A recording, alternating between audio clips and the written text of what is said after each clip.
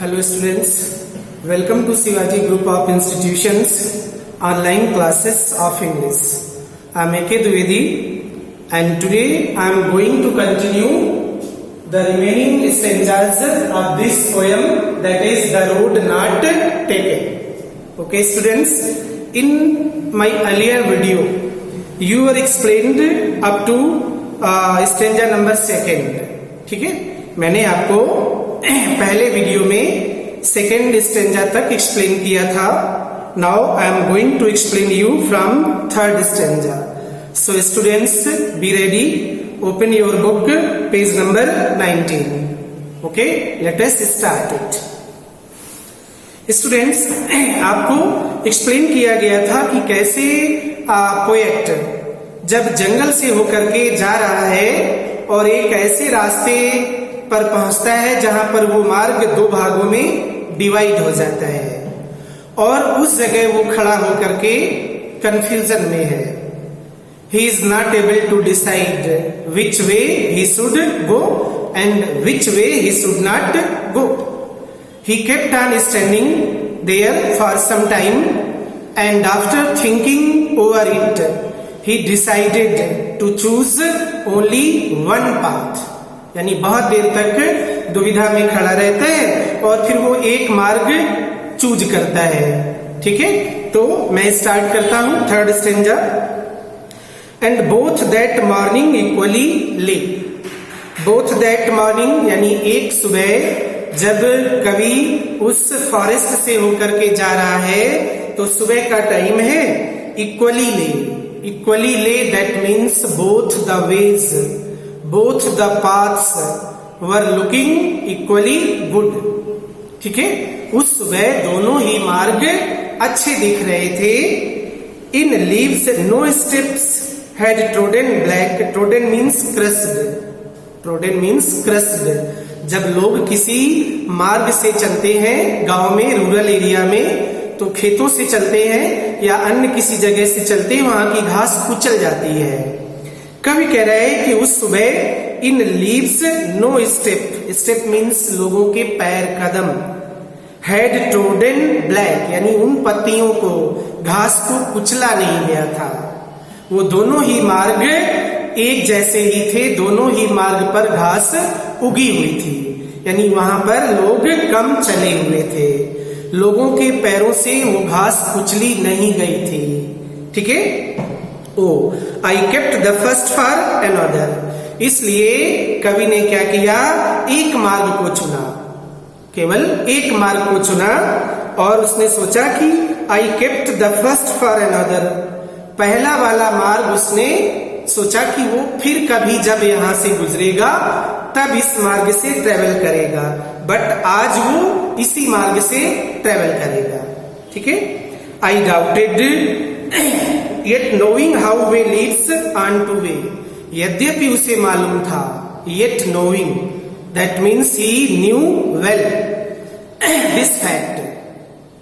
वो अच्छी तरह से जानता था कि जब हम एक मार्ग में आगे बढ़ते हैं तो एक मार्ग दूसरे मार्ग, दूसरे से तीसरे, तीसरे से चौथे, ऐसे हम आगे बढ़ते जाते हैं. फिर शायद जीवन में वापस कभी नहीं आ पाते हैं. जैसे कि मान लीजिए हमने स्टूडेंट लाइफ में डॉक्टर बनने का ऑप्शन लिया कि मुझे डॉक्टर बनना है और उसी हिसाब से हमने पढ़ाई स्टार्ट कर दी और काफी लंबे समय तक पढ़ाई करते रहने के बाद हम डॉक्टर बन गए और फिर या नहीं बन पाए तो हम सोचे कि नहीं चलो टीचर बनते हैं, टीचर के लिए तैयारी करते हैं, तो थोड़ा बहुत मुश्किल होता है.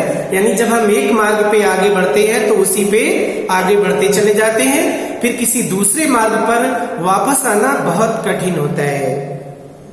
तो कवि कहता है उसे मालूम था कि एक मार्ग हमें दूसरे मार्ग पर आगे ले जाता है. आई doubted if I should ever come back. इसलिए उसको डाउटेड मीन्स संदेह था. क्या संदेह था? कि शायद वो इस रास्ते पर यानी दूसरे वाले मार्ग पर फिर कभी वापस नहीं आ पाएगा, उस मार्ग पर कभी यात्रा नहीं कर पाएगा. ठीक है स्टूडेंट्स, ये हिंदी एक्सप्लेनेशन था. फिर एक बार कह दूं, कवि कहता है उस सुबह दोनों ही मार्ग एक जैसे दिख रहे थे, दोनों ही मार्ग पर घास उगी हुई थी, दोनों ही मार्ग पर कम लोग चले हुए थे। इसलिए कवि ने क्या किया, एक मार्ग को चुना और एक मार्ग को ये छोड़ करके उसने रख दिया कि वो भविष्य में कभी इस मार्ग से यात्रा करेगा। यद्यपि उसे ये भी मालूम था कि जब हम जीवन में एक मार्ग में आगे बढ़ जाते हैं तो शायद उसी मार्ग में वापस आने के चांस बहुत कम होते हैं। Okay, now try to understand English explanation. The poet Robert Frost says that in that morning when he was traveling and going to somewhere through a forest, both the ways were looking equally good. They had good claim to be traveled. Both the ways were less traveled. People had not traveled, both of them, and the grass was not crushed under the feet of the people. But he thought that being one traveler, he could choose only one path. That's why he kept other path for some future day and traveled only one way. He thought that in future, if he got a chance, he would come back and travel with this path. But on the same point, he realizes this, that probably it would not be possible for him to come back and travel on that path. Here the poet symbolizes road with our choice. कवि यहाँ पर road को हमारी choice से symbolize करता है कि if we have taken chosen one choice and we are proceeded ahead in future, and in future it is not possible for us to come back and travel from the new path. Okay, तो हमारे जीवन में भी और बहुत सारी ऐसी choice होती हैं। जब हम एक चॉइस पे आगे बढ़ जाते हैं, फिर दूसरी चॉइस अगर हम चुने और उस पे वापस जाएं तो ये हमारे लिए बहुत कठिन होता है। इसलिए जो भी हम डिसीजन जीवन में ले वो बहुत सोच समझ करके लेना चाहिए। Now students, second stanza, fourth that is last stanza. I shall be telling this with a sigh.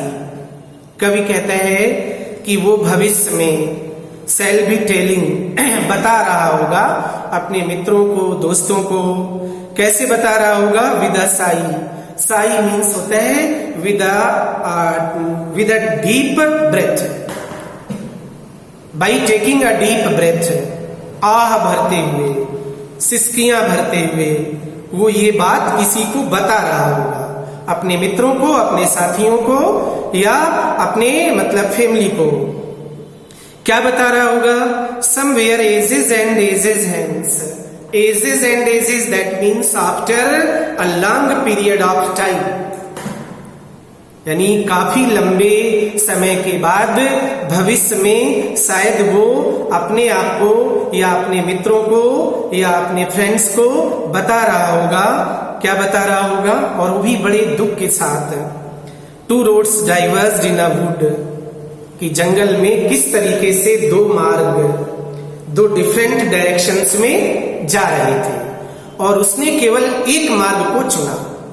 यानी हमारे जीवन में भी ऐसे मौके होते हैं जब हमारे सामने बहुत सारी चॉइसेस होती हैं और हमें केवल एक चॉइस को चुनना होता है और उसी चॉइस पर हम आगे बढ़ जाते हैं। सपोज आपने जीवन में लक्ष्य बना लिया कि मुझे डॉक्टर बनना है और फिर आप उसी मार्ग पर आगे बढ़ गए और जब आप डॉक्टर बन जाते हैं तो फिर आप सोचते हैं कि अगर हमने दूसरा जो ऑप्शन था, कि अगर दूसरा ऑप्शन चुना होता बैंकिंग का तो शायद मैं इतना सफल ना हुआ होता।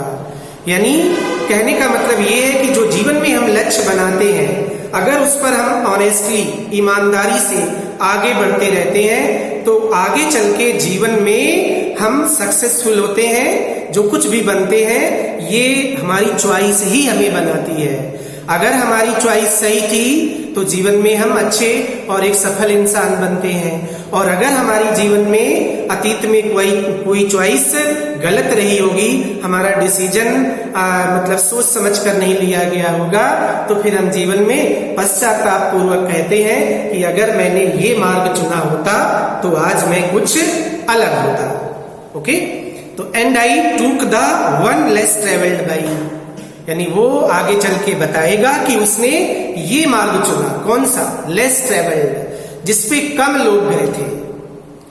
दो मार्ग थे, एक मार्ग पर ज्यादा लोग गए थे, एक मार्ग पर कम लोग गए थे, यानी जो उसका एडवेंचरस मार्ग था, जो रिस्की था, जिसपे हार्डशिप्स थी। हमारे जीवन में भी ऐसे मौके आते हैं जब एक मार्ग हमें कठिन दिखता है, जैसे आपको मेडिकल की पढ़ाई कठिन लगती होगी और आर्ट की सिंपल लगती होगी, और आपने जैसे तैसे मेडिकल की लाइन चुन ली, और फिर आप जीवन में सोचते हैं कि अगर हमने आर्ट की फील्ड चुनी होती तो शायद हमारा जीवन डिफरेंट होता, और शायद उस समय आप पश्चाताप करते। तो ऐसे कवि कह रहा है कि उसने यद्यपि two roads diverged in wood, उसके जीवन में भी दो सड़कें थी, दो चॉइसेस थी जो भिन्न भिन्न डायरेक्शन को जा रही थी, लेकिन उसने कौन सी चुनी, जिसपे कम लोग गए थे, यानी जिसपे ज्यादा जोखिम थे, उस मार्ग को उसने चुना। यानी भीड़ में लोगों के साथ चलना, जो बहुत सारे लोग एक मार्ग पे जाते हैं तो हम भी सोचते हैं कि इस रास्ते से लोग जा रहे हैं, हम भी यही मार्ग अपनाएंगे।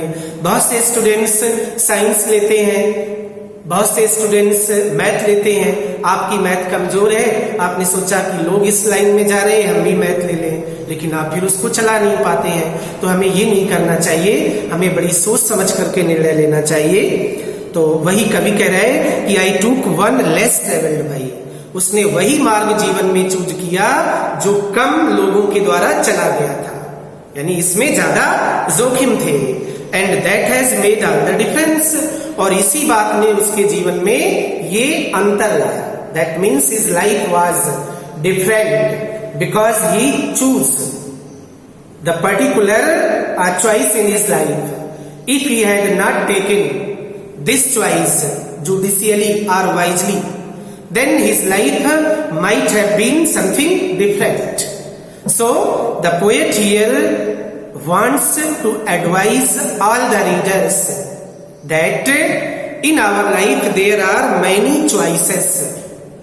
यानी कवि बताना चाहता है कि हमारे जीवन में बहुत सारी चॉइस आती हैं, लेकिन हमें वही चॉइस लेनी चाहिए जो जिसपे रिस्क हो, जिसपे कम लोग गए हो, यानी जीवन में हम कम से कम ऐसी हैबिट में हो कि हम जोखिम उठा सकें। लेकिन जो भी उद्देश्य चुने वो बड़ा बुद्धिमानी पूर्वक सोच समझ करके चुनना चाहिए, तभी आपका जीवन आगे चल के डिफरेंट होगा। Okay student, this poem is complete. Now next video, in my next video I will explain you the exercises, and some part will be given as written in booklet. Okay, so revise this video again and again seriously. अगर आप सही से poem समझ लेते हैं, उसकी पूरी summary समझ लेते हैं, तो आपको कोई भी एक्सरसाइज या किसी क्वेश्चन का आंसर देना कठिन नहीं होगा। ठीक है स्टूडेंट्स, तो आप बैक साइड की एक्सरसाइज अपने आप से ट्राई करिए, जैसे कि आपकी इसमें दी गई है, tick the correct option, multiple choice दिया गया है, ट्रू फॉल्स दिया गया है, ये आप सेल्फ करिए। मैं कल आपको इन एक्सरसाइज को टैली कराऊंगा। Then question answer will be given as written part. Okay, thank you for attending the class.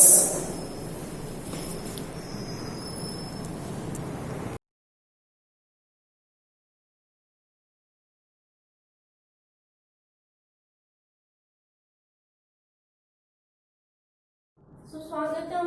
मैं रेणुलता पांडे, संस्कृत शिक्षिका, शिवाजी ग्रुप ऑफ इंस्टीट्यूशन। बच्चों,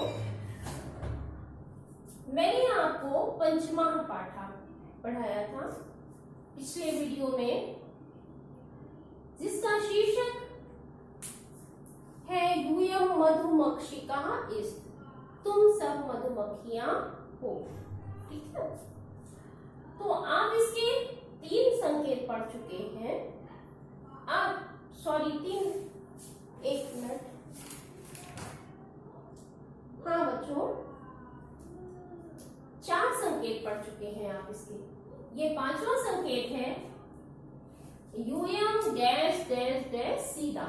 ठीक है, इस पाठ का ये 5वां संकेत है।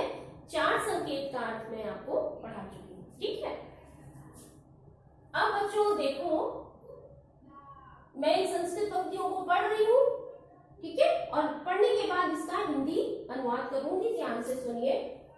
यूयम कदा हसिष्यत, यूयम मीन्स तुम सब, कदा कब, हसिष्यत हंसोगे, तुम सब कब हंसोगे, यदा मीन्स जब, वयम हम या हम सब एक ही बात है। यदा वयम प्रहसनम पठिष्यामा, जब हम चुटकुला पढ़ेंगे, तदा हसिष्यामा, तदा मीन्स तब, हसिष्यामा हंसेंगे, यदा मीन्स होता है जब और तदा मीन्स तब, जब हम चुटकुला पढ़ेंगे तब हंसेंगे। यूयम कदा सीदत, यूयम मीन्स तुम सब, कदा मीन्स कब, सीदत मीन्स बैठते, यदा वयम पठामा, जब हम पढ़ते हैं, पठामा पढ़ते हैं, तदा तब, आसने सीधामा, तब आसन पर बैठते हैं, जब हम पढ़ते हैं तब आसन पर बैठते हैं। फिर से देखें, तुम सब कब हंसोगे, जब हम चुटकुला पढ़ेंगे तब हंसेंगे, तुम सब कब बैठते हो, बैठोगे नहीं, बैठते हो, ये लट लकार है, वो लिट लकार है। ठीक है, तुम सब कब बैठते हो, जब हम पढ़ते हैं तब आसन पर बैठते हैं। क्लियर? तो बच्चों, इस तरह से ये पंचमा पाठा यूयम मधुमक्षिका इष्ट का ये अर्थ पूर्ण हो चुका है। अब मैं इस पाठ की एक्सरसाइज यानी अभ्यास कार्य कराती हूँ, ध्यान से सुने। अभ्यास कार्य में बच्चों पहली एक्सरसाइज है प्रश्नोत्तर। पहली एक्सरसाइज है प्रश्नोत्तर। प्रश्नोत्तर में देखिए,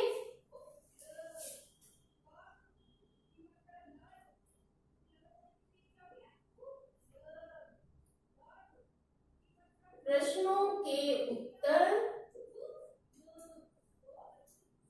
संस्कृत में लिखिए।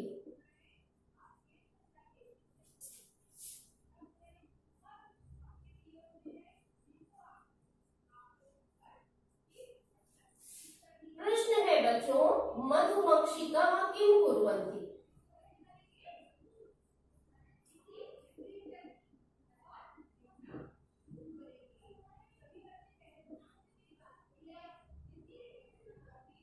ठीक है, ये आपका प्रश्न है, मधुमक्षिका किम कुर्वन्ति। तो आप उत्तर लिखोगे मधुमक्षिका, मधुमक्षिका मीन्स मक्खी, मधुमक्खी, मकरंद संचयम यानी पराग एकत्र करती है, मधु निर्माणम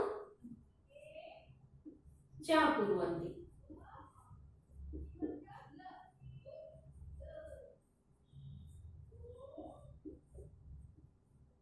ये आंसर हुआ। ठीक है, मधुमक्खियां क्या करती हैं, मधुमक्खियां पराग का संचय और शहद का निर्माण करती हैं। अब दूसरा है यूयम पुत्र की क्रीड़ा, तुम सब कहाँ खेलते हो।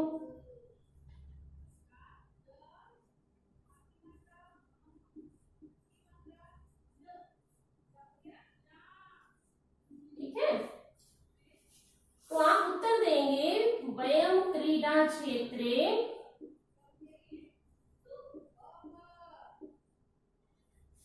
क्रीडामः, क्रीडा क्षेत्रे क्रीडामः, ये आंसर होगा। इसी तरह तीसरा प्रश्न है बैडमिंटन खेलनम समये, बैडमिंटन खेलन समय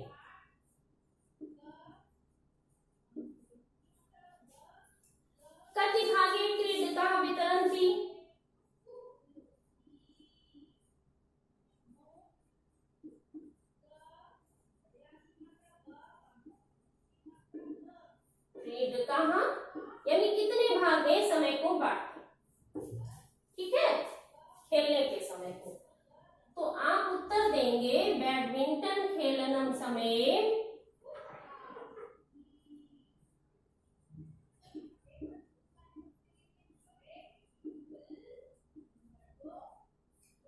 द्वे भागे, दो भाग में क्रीडकाः वितरन्ति।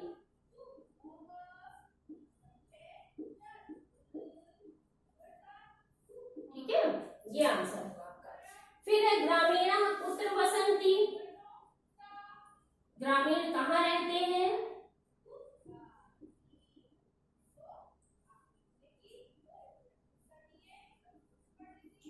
ग्रामीणाः कुत्र वसन्ति, तो आप क्या लिखेंगे? कहाँ रहते हैं ग्रामीण? तो ग्रामीणाः ग्रामे वसन्ति।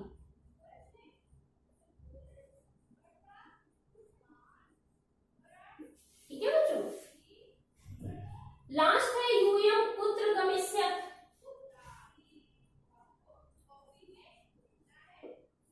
यूयं कुत्र गमिष्यत्, तुम सब कहाँ जाओगे? इसका उत्तर क्या होगा? वयं इंद्रप्रस्थं गमिष्यामः।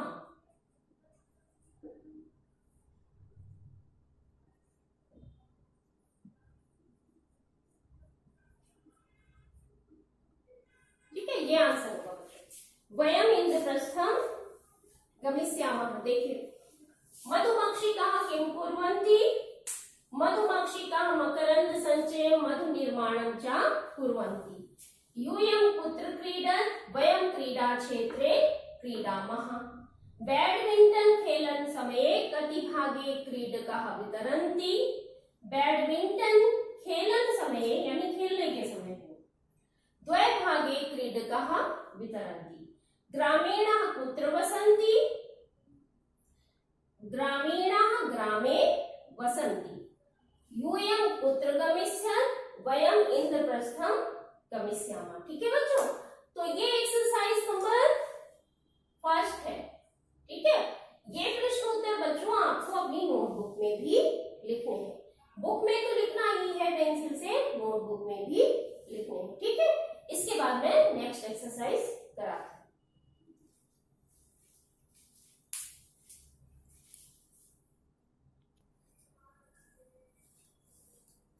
हाँ बच्चों, अब देखिए एक्सरसाइज नंबर 2। कोष्ठक से उचित शब्द चुनकर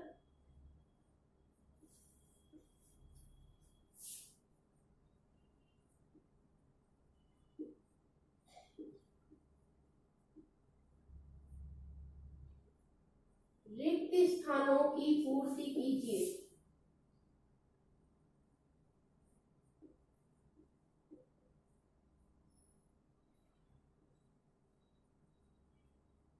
ठीक है, तो इसमें फर्स्ट का खा गा घा अंगा, का खा गा घा अंगा।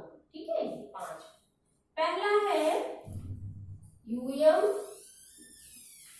इसमें आएगा करेक्ट वर्ड जो है बच्चों वो आएगा वसन। ओके, यूयम वसन। दूसरा आएगा यूयम गमिष्यत्, ये करेक्ट ऑप्शन है, यूयम गमिष्यत्। तीसरा है यूयम भयम ना कुरुतु। ठीक है, ये करेक्ट ऑप्शन है, कुरुथाय। वयम राजघाटम, अगला है वयम राजघाटम गच्छामः।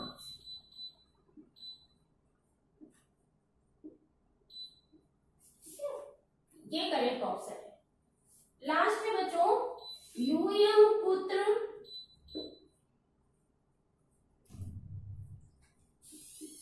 गमिष्यत्, ये करेक्ट ऑप्शन है। कमीशन। कोष्ठक में जो वर्ड दिए हुए हैं आपकी बुक से, मैंने ये करेक्ट ऑप्शन चुन करके लिखा है रिक्त स्थान। ठीक है, तो पहला होगा यूयम बस, यूयम वसत, यूयम गमिष्यन्, यूयम भयम न कुरुत, वयम राजघाटम गच्छामः, यूयम कुत्र गमिष्यन्। ठीक है बच्चों, बस इतना ध्यान रखना है कि जिस पुरुष और वचन का कर्ता होता है उसी पुरुष और वचन की हमें क्रिया लगानी होती है। इस तरह से मैंने ये करेक्ट ऑप्शन यहाँ पर लिखे हैं। क्लियर? अब आइए लास्ट एक्सरसाइज है बहुविकल्पी प्रश्न।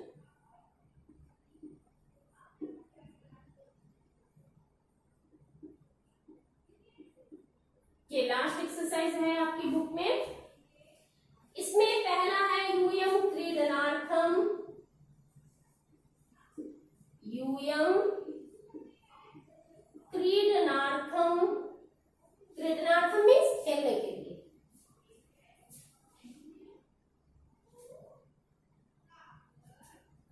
क्षेत्रम गमिष्यन्,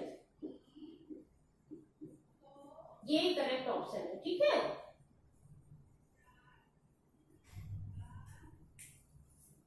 दूसरा है यदा वयम पठामः,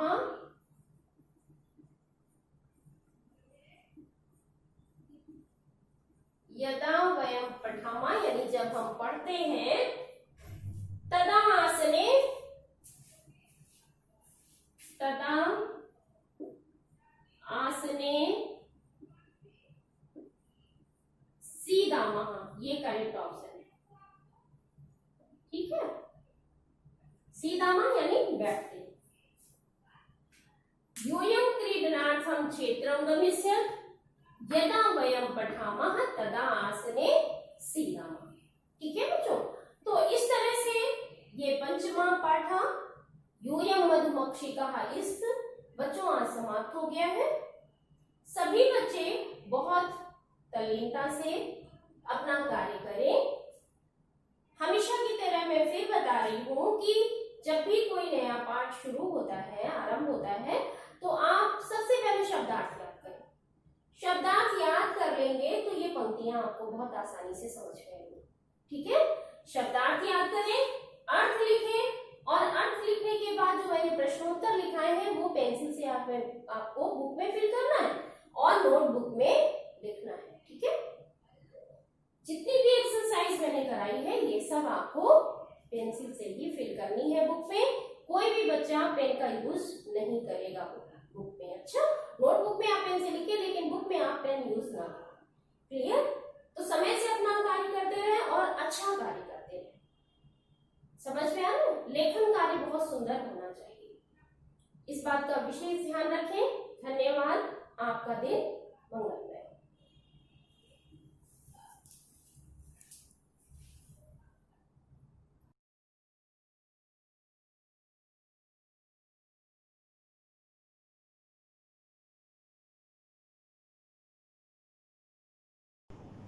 Myself Rakesh Kumar, science teacher of Shivaji group of institution. Science class में 6th क्लास हिंदी मीडियम के बच्चों का स्वागत है। तो बच्चों, चैप्टर मानव शरीर की रचना एवं कार्य में आज पढ़ेंगे पाचन संस्थान। तो सबसे पहले पाचन क्या है या पाचन प्रणाली क्या है, इसको जानने की जरूरत है। तो हम भोजन करते हैं क्योंकि हमें ऊर्जा की आवश्यकता होती है। किसी भी काम को करने के लिए हमें ऊर्जा की आवश्यकता होती है और ये ऊर्जा हमको भोजन से प्राप्त होती है। किंतु भोजन सीधे हमारे शरीर में जा करके ऊर्जा नहीं देता है। इसके लिए पहले भोजन को सूक्ष्म कणों में तोड़ा जाता है। तोड़ने के बाद फिर भोजन जब अंगों में बदल जाता है तब उसको अवशोषित किया जाता है और इस पूरी प्रक्रिया को ही हम पाचन सिस्टम या पाचन संस्थान या पाचन प्रणाली कहते हैं। पाचन प्रणाली के अंतर्गत अब सबसे पहले जब भोजन हम मुंह में डालते हैं तो पहला अंग हो गया मुख गुहा। मुख गुहा में 32 दांत होते हैं। एडल्ट यानी प्रौढ़ व्यक्ति के मुख गुहा में 32 दांत होते हैं जो भोजन को चबाने का कार्य करते हैं। चबा करके छोटे छोटे टुकड़ों में बदलने का काम करते हैं। भोजन मुंह में जाता है, जब हम चबाते हैं तो हमारे गर्दन के या मुख गुहा के थोड़ा सा बगल में, अगल बगल दोनों तरफ लाल ग्रंथियां पाई जाती हैं। चबाने पर भोजन में लाल मिक्स होती है। लाल एक क्षारीय पदार्थ है जो भोजन के माध्यम को उदासीन बनाने के लिए काम करता है। इसके बाद भोजन आमाशय में जाता है। आमाशय की दीवार में अंदर की ओर कांटे नुमा स्ट्रक्चर्स या ब्लेड के आकार की संरचनाएं पाई जाती हैं। इनका काम है क्रमाकुंचन गति द्वारा भोजन को और महीन टुकड़ों में काटना। इसके बाद आमाशय में ही कई तरीके के पाचक रस भी उपलब्ध होते हैं या मिलते हैं, जैसे ट्रिप्सिन, एरिप्सिन, एमाइलेज। ये सब मिलने के बाद भोजन आगे की ओर ग्रहणी की ओर जाता है। ग्रहणी में को जैसे ही पार करता है उसमें तो तब अग्नाशय से भोजन में अग्नाशयिक रस मिल जाता है। अग्नाशयिक रस मिलने से भोजन अम्लीय हो जाता है। अग्नाशयिक रस का काम है भोजन में उपस्थित शर्करा यानी शुगर पार्ट को पचाने का काम करता है, डाइजेस्ट करने का काम, शुगर को डाइजेस्ट करने का काम करता है। यानी इससे हमको इंसुलिन नाम का एक पदार्थ मिलता है या हार्मोन्स मिलता है जो भोजन में उपस्थित शर्करा को डाइजेस्ट करता है। इसके बाद भोजन फिर छोटी आंत में आगे की ओर बढ़ता है। आगे की ओर बढ़ने पर शरीर की सबसे मोस्ट इंटरनल ग्लैंड यानी यकृत मिलता है। यकृत में पित्त रस का निर्माण होता है। पित्त रस का निर्माण यकृत में होता है और पित्ताशय में इकट्ठा होता है। पित्ताशय यकृत 3 भागों में बटा होता है और ये कत्थई कलर का होता है, डार्क कत्थई कलर का होता है। इसी में एक स्ट्रक्चर्स पाई जाती है गुब्बारे नुमा, यानी छोटे से गुब्बारे नुमा एक स्ट्रक्चर संरचना पाई जाती है जो एकदम रेड कलर की, लाल रंग की होती है। ये है पित्ताशय। यकृत में पित्त रस का निर्माण होने के बाद पित्ताशय में इकट्ठा होता है और जैसे ही भोजन छोटी आंत में इसके यानी लीवर या यकृत के सामने पहुंचता है तो ऑटोमेटिकली ढंग से आवश्यकता अनुसार पित्त रस को उस भोजन में मिला दिया जाता है। जब पित्त रस को भोजन में मिला दिया जाता है तो जो अग्नाशय के द्वारा दिया गया इंसुलिन उसने शुगर का पाचन किया, लेकिन कुछ % जो शुगर रह गई है उसका पाचन पित्त रस के द्वारा होता है। पित्त रस का दूसरा काम है, क्योंकि जो भोजन अब तक आया हुआ है इस भोजन का माध्यम अम्लीय है। अगर पित्त रस इसमें न मिले तो भोजन डाइजेस्ट यानी अवशोषित नहीं होगा। पाचन तो हो गया लेकिन अवशोषण नहीं होगा और एसिडिटी बढ़ जाएगी। तो जब पित्त रस मिल जाता है तो ये भोजन के माध्यम को उदासीन कर देता है, यानी इधर से अम्ल मिला और ये क्षारीय पदार्थ है, अम्ल और क्षार मिलकर के उदासीन हो जाते हैं, यानी लवण और जल बनाते हैं। तो भोजन का माध्यम उदासीन हो गया। इसके बाद फिर आगे जब आहार नली में आगे जब भोजन जाता है तो भोजन का पाचन अब नहीं होता, क्योंकि जो भी पाचन होना था वो यकृत के सामने तक हो गया। भोजन अब आगे बड़ी आंत में जाता है।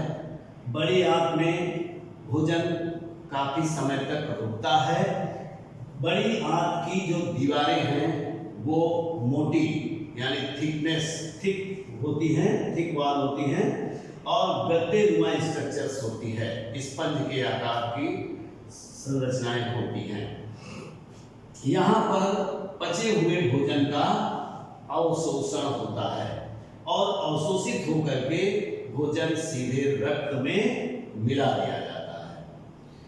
जो भोजन अवशोषित हो जाता है वो रक्त में मिल जाता है और जो बचा हुआ भाग है वो बड़ी आंत से होकर के मलाशय में कलेक्ट हो जाता है, इकट्ठा हो जाता है और आवश्यकता पड़ने पर इसे बाहर निकाल दिया जाता है।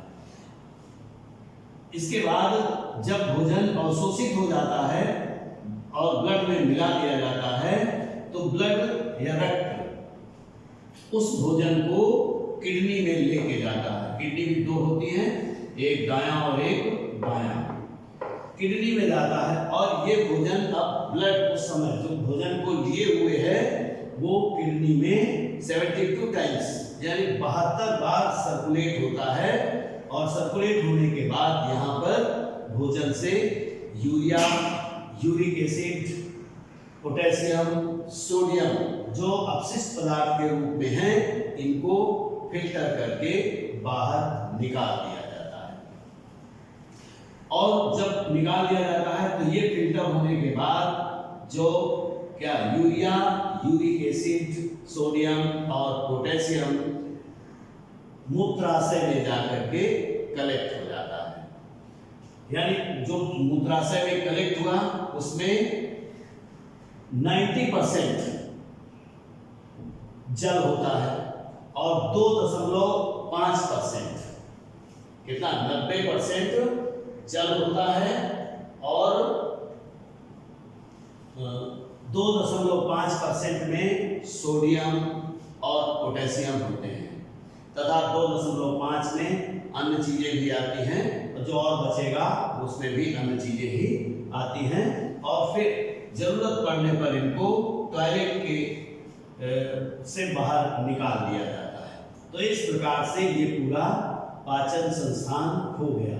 मैंने इसमें जो चित्र बनाया हुआ है ये मानव का नहीं है, ये मेढक का चित्र है। संरचनाएं दोनों एक जैसी होती हैं, बस बनने के आकार में थोड़ा सा डिफरेंस होता है। तो ये पाचन संस्थान इस प्रकार से आपने पूरा पढ़ लिया। एक बार मैं फिर से रिपीट कर दूं। जब आप भोजन करते हैं, भोजन को मुंह में डालते हैं, भोजन में वयस्क व्यक्ति के मुख गुहा में 32 दांत होते हैं और इन दांतों के द्वारा भोजन को अच्छे से चबाया जाता है या टुकड़ों में बदला जाता है। जिस समय चबा रहे होते हैं उस समय लार ग्रंथियों से लार भी मुंह में भेजी जाती है, जिससे भोजन का माध्यम क्षारीय हो जाता है, क्योंकि लार एक क्षारीय पदार्थ है। अच्छे से लार मिक्स होने के बाद जब भोजन आमाशय में आता है तो आमाशय की दीवारें अंदर की ओर ब्लेड नुमा होती हैं। इनमें क्रमाकुंचन गति बराबर चलती रहती है, जिसके कारण भोजन और भी छोटे छोटे पार्टिकल्स में टूट जाता है। इसके बाद ये भोजन आपका ड्यूडेनम यानी ग्रहणी से होता हुआ अग्नाशय के ठीक सामने से गुजरता है। अग्नाशय से अग्नाशयिक रस जिसमें इंसुलिन वगैरह भी मिले होते हैं, कई इसमें पार्ट होते हैं, करीब 9 पार्ट इसमें मिले होते हैं, जिसमें एक मुख्य पार्ट है इंसुलिन। इंसुलिन भी जब मिल जाता है तो इंसुलिन का काम है जो आपने भोजन किया हुआ है उस भोजन में शुगर के पार्टिकल्स अवेलेबल हैं या उपस्थित हैं, इनका पाचन या इनका डाइजेशन इंसुलिन के द्वारा होता है। तो जो इंसुलिन मिलता है वो शुगर का पाचन करता है। संपूर्ण शुगर का पाचन यहाँ नहीं हो पाता है, जो बचा हुआ शुगर है अब भोजन आगे की ओर चलता है। छोटी आंत में जब आता है, जब यकृत के सामने आता है, यानी यकृत हमारे शरीर की सबसे बड़ी इंटरनल ग्लैंड है, आंतरिक ग्रंथि है सबसे बड़ी। यकृत में पित्त रस का निर्माण होता है और यकृत के ही पार्ट में एक छोटा सा गुब्बारे नुमा एक संरचना होती है जिसको पित्ताशय कहते हैं। वो पित्ताशय में कलेक्ट होता है, यानी यकृत में पित्त रस का निर्माण होता है और पित्ताशय में इकट्ठा होता है। ये पित्त रस भोजन में मिला दिया जाता है, तो पित्त रस के मिलने से भोजन में जो बची हुई शुगर थी वो डाइजेस्ट हो जाती है, पच जाती है।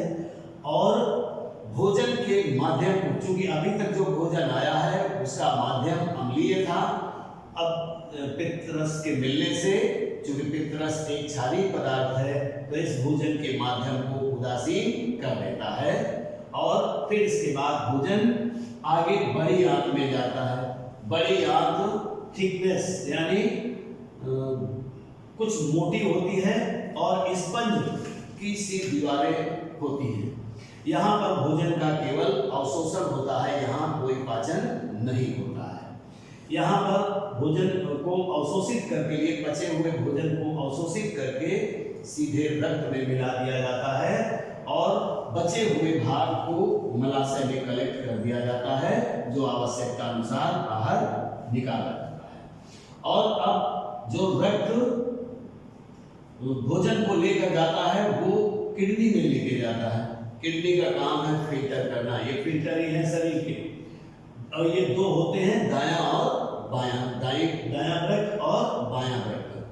दाएं और बाएं वृक्क दोनों में जब वो ब्लड सर्कुलेट होता है, भोजन को लेकर के जो आया हुआ है वो सर्कुलेट होता है, तो उस भोजन यानी किडनी में जो वो ब्लड होता है वो 72 टाइम्स यानी 72 बार सर्कुलेट करता है और उससे भोजन से यूरिया, यूरिक एसिड, सोडियम और पोटेशियम और अन्य घातक पदार्थों को बाहर निकाल देता है, फिल्टर कर देता है। और ये फिल्टर होने के बाद आगे मूत्राशय में इकट्ठा कर दिया जाता है। मूत्र का रंग पीले कलर का होता है, हल्के पीले कलर का, क्योंकि जो पित्त रस है वो पीले कलर का होता है।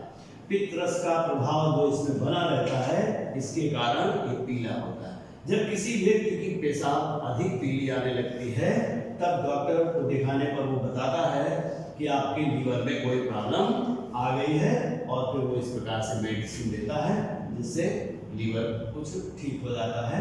तो इस प्रकार से ये आपका पाचन संस्थान पूरा हो गया। तो पाचन संस्थान में कौन कौन से पार्ट भाग लिए?